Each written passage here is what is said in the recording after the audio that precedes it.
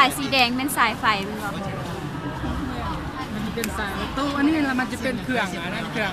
ไมโครคอนโทรลเลอร์มันเป็นตัวเครื่องหัวใจสำคัญเลยเอาใส่อัตโนมัติตัวนี้มันจะเป็นเครื่องแปลงสัญญาจากไฟฟ้าสลับ200 ซาว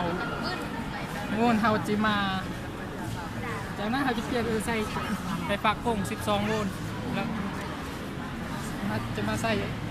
ตัวนี้เป็นตัวปิดเปิดของอันนี้แบบไม่เป็นตะเกียบเราปิดเปิดไปไฟปิดเปิดแสดงความของตัวนี้รวมของเครื่องเราทดสอบอีกวันนึงมันจะเป็นยังไงนะอยากเห็นทดสอบอีกวันนึงเขาเรียกไม่ใช่ยังไงเป็นยังไงลองข้างในดีกว่าไม่ใช่ยังไงวันนี้นี่นะนี่ยากกันทำดีสนใจอย่างนี้น้องสาธิตมึงลูกสาธิตมึงลูกสาธิตมึงอีกคนนึงลูกตัวที่1มันจะเป็นตัวเสื่อมใส่แล้วตัวที่2นี่มันจะตัดใส่สมมติว่าคันระดับน้ำมันขึ้นสูงคันมันทึกเซนเซอร์ตัวที่1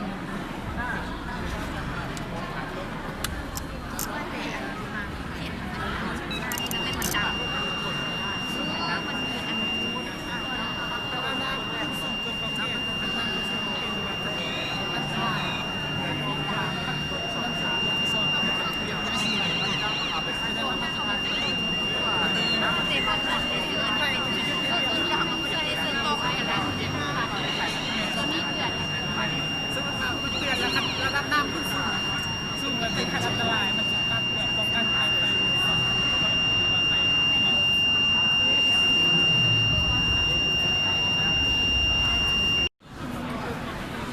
คันระดับสูงเกินกว่าเขตแล้วหรือว่ามันถึงอันตรายถึงขนาดอันตรายคันมันน้ำมันทึกเซ็นเซอร์ของเราตามไปครับมันที่เห็นตัวแดง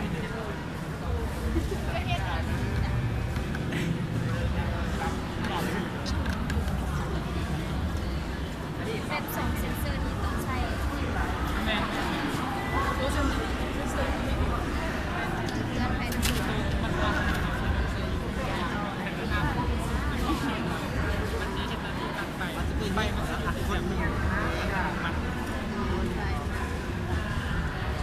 เอาละอัดคนมันจะ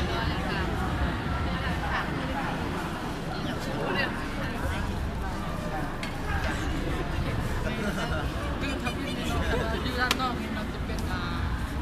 อันนี้มันจะเป็นเรือนไทยมันเป็นไฟที่เราใส่อยู่ในเรือนซึ่งอันที่1มันเป็นตัวตัดไปตัวตัดตัวซอนมันไม่ต้องเชื่อเซนเซอร์ซึ่งที่2อันนี้เป็นเจ้าไส้เกี่ยวไส้กับระดับน้ำระดับน้ำ